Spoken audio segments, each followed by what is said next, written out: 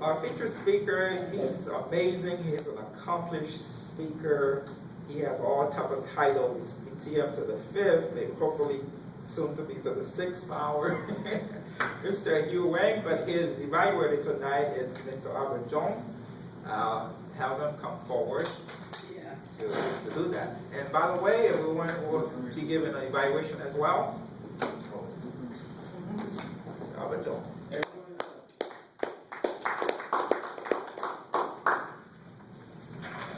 Yeah, at the introduction you found out that Mr. Hugh Wynn is Mr. Everything. So with no surprise to hear him speak this evening. He is our renowned, famous speaker. You can tell from the titles behind his names, right? But his speech title tonight is BAM! BAM! That's a shocker. The purpose of his speech is to apply his mentoring skills to a short-term mentoring assignment.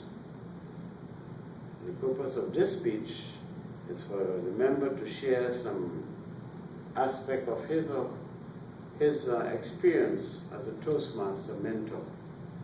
So without any further ado, I'm going to introduce Mr. Hugh Wynn. Thank you.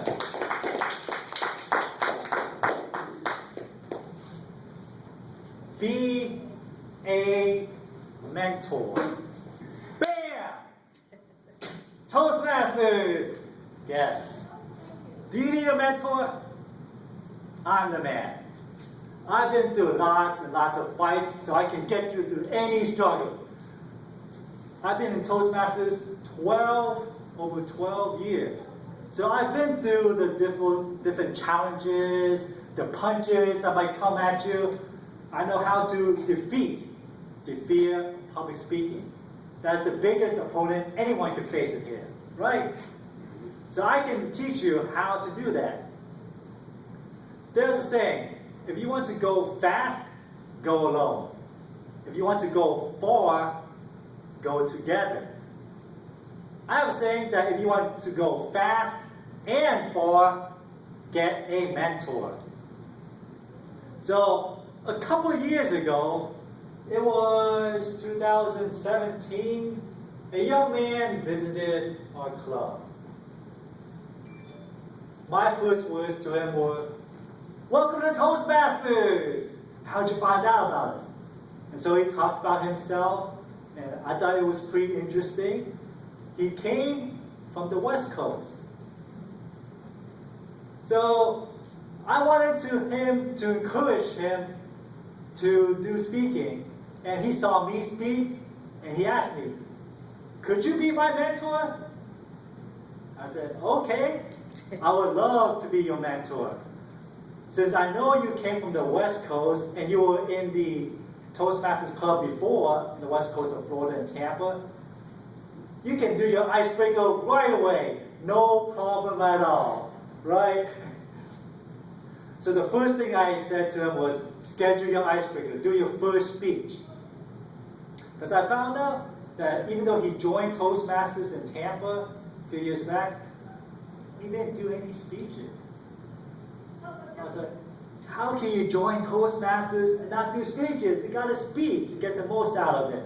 So I kept encouraging him, and he signed up for the next available spot. So that spot came in a couple weeks. Before that time came, I emailed him. Gene-so. Yes, I'm talking about Gene-so. He's the one who asked me. Could you email your speech? I would love to hear what you're going to talk about. And he sent me the email. He sent me an outline of your speech. He actually had an outline of his speech. He thought about his speech, so he wasn't going to come and wing it at all. He was prepared. That's how I know he's going to be a good Toastmaster. To always come prepared. Even if you think you might not be on the schedule for a night, like tonight, you always come prepared with a speech no matter what. So I know Gene-so was prepared with a speech. I looked at the outline. It was organized. He has different points. He had a beginning. He had a conclusion. had all the makings of a good speech. And he had a speech title. A speech title. You remember your speech title? Sure, yes, sir. My Why, right? That's right. Yeah, I remember it. My Why. And he went into this life. It was an icebreaker speech, so he talked about different parts of his life. And one thing I remember about it is his name. His name is Gene So Delicious. Is that something you forget? Gene So... I just had to remind everyone again, because I think we all forgot, right? Gene So Delicious. So now, you know. So after he gave his speech, we gave him evaluations, we gave him encouragement. I told him the best way to improve speaking is to schedule speak again. So it was maybe a couple more weeks that you schedule your second speech. So I asked, hey, what are you going to talk about? And he told me how to buy a car. Is that right? Man, it's like I know all this stuff. It's like I remember what we were talking about, right? So he would talk about how to buy a car. And he went to different aspects of it. It was a very informative speech. And you could tell Gene So knew exactly what he was talking about. His background is in finance, so he used that to talk about how to buy a car. He used that as part of his speech. One of my suggestions is to always talk about what you know. That way you can feel comfortable speaking in front of a large group. Because you always talk about what you know. You don't always try to be on the spot. You always talk about what you know. So he did his second speech, then on to his third speech. It was about running, right? Oh my goodness. Running! Okay, I'm not going to go through all 10 speeches. You can get the idea. Speech after speech, Gene So started improving. He stopped using notes, right? At the beginning he had notes, then he stopped using notes. He could tell stories. He used stories to engage the audience. Just like right now, you tell a story, like something that happened a couple years ago, you can engage the audience, can make you feel that you're a part of the journey. Then that was the speaking. He got, at the end of those 10 speeches, he got a Toastmasters award called the Competent Communicator Award. So he got his first award in Toastmasters. So the next step was leadership.